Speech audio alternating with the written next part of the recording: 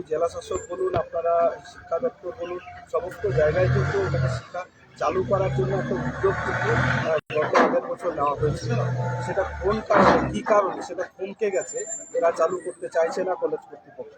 সেই কারণেই আমরা ডেপুটেশন দিয়েছিলাম, আজকে কোনো উত্তর পাইনি, সদুত্তর পাইনি।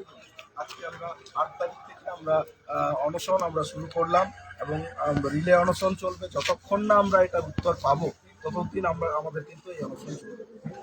ওনার নামটা? রবীন সরেন, দিশম আদিবাসী জনতা সম্পর্ক। এটাকে সাঁওতালি একটা দাব দিতে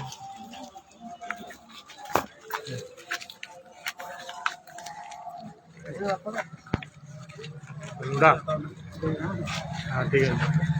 আজকে কি নিয়ে আপনারা অনশন নিয়ে বসেছেন এই টিডিপি কলেজের সামনে? আপনারা জানেন আমরা গত 28শে জুন এই টিডিপি কলেজে একটা ডেপুটেশন রেখেছিলাম, যাতে এই শিক্ষাবর্ষে 2024 শিক্ষাবর্ষে স্নাতক স্তরে সাঁওতালি ভাষা এবং অলচিকি হরফে যেন লেখাপড়াটা শুরু করা যায়।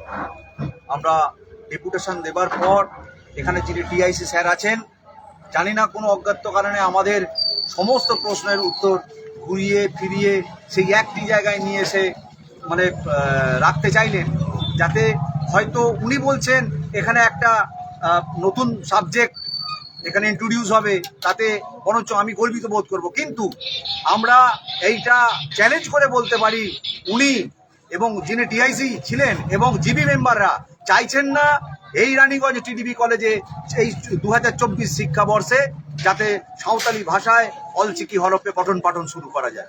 আমরা সেদিনই কিন্তু বলেছিলাম যে আপনি আমাদের সমস্ত প্রশ্নের কোনো উত্তর দিতে পারলেন না, কিন্তু আমাদের কাছে বিশেষ সূত্র খবর আছে, উচ্চশিক্ষা দপ্তর থেকে শুরু করে এখানের কেএনইউ ইউনিভার্সিটি রেজিস্ট্রার থেকে শুরু করে বা যে এখানে যখন আপনার টিচার রিক্রুটমেন্ট একটা প্রসেস চলেছিল, সেই প্রসেসে যদি 3টে টিচার যারা নতুন করে যারা রিক্রুটমেন্টের ব্যাপারে নিয়ে আসা হয়েছিল, সেই ব্যাপারটাও আমাদের কাছে জানা আছে। কিন্তু কোনো এক অদৃশ্য শক্তি বলে এখানকার টিআইসি বা জিবি মেম্বাররা চাইছেন না যে আমাদের টিডিপি কলেজে এই 2024 শিক্ষাবর্ষে সাঁওতালি ভাষায় অলচিকি হরফে পঠন পাঠন শুরু হোক।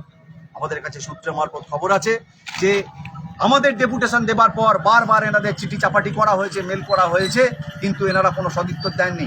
আমাদের মনে হচ্ছে ওনারা চান না যে এখানকার স্থানীয় আদিবাসী মানুষরা শুধু এই কলেজে চালু হলে শুধু এখানকার স্থানীয় রানীগঞ্জের আদিবাসী ছাত্রছাত্রীরা নয়, আশেপাশের বাঁকুড়া আছে, আশেপাশের বীরভূম আছে, এখান থেকেও কিন্তু পাশে বর্ধমান আছে, পূর্ব বর্ধমান, এখান থেকেও কিন্তু অনেক ছাত্রছাত্রী আসতে পারে সাঁওতালি ভাষায় পঠন পাঠন করার জন্য। আপনারা জানেন আজকে হয়তো আমাদের মানকরে যেতে হচ্ছে, অনেক দূর দূরান্তে যেতে হচ্ছে, কিন্তু ওখানে যদি চালু হয় কিন্তু এখানকার স্থানীয় যারা আছেন আমাদের শিক্ষার্থীরা তারা কিন্তু অনেক লাভবান হবে। কিন্তু জানি না কোনো অজানা কারণে এই মনে হয় প্রথমবার আপনারা দেখছেন আমাদের দিশম আদিবাসী গাঁওতা বিভিন্ন দাবি দাওয়া নয়, শুধুমাত্র শিক্ষার দাবিতে, নিজের মাতৃভাষায় শিক্ষার দাবিতে আমরা অনশনে বসেছি, রিলে অনশন। আমরা জানি এই লড়াই আমাদের বহু দূরে যেতে হবে।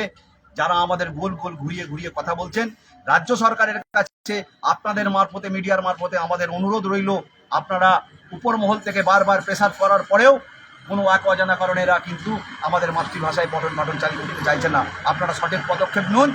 আমরা আদিবাসী মানুষরা আপনাদের সঙ্গে সবসময় চিটামাচি থাকবো এবং শিক্ষার সঙ্গে যারা আছে আদিবাসী মানুষ, আদিবাসী সমাজ, তাদের সঙ্গে সবসময় থাকবো। আমার নাম বুবুন মান্ডি, আমি দিশম আদিবাসী গাঁওতার রাজ্য অবজারভার।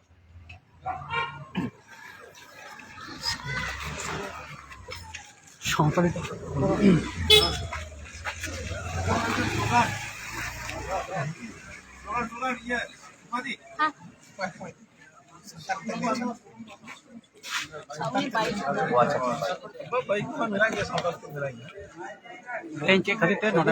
स्लोगन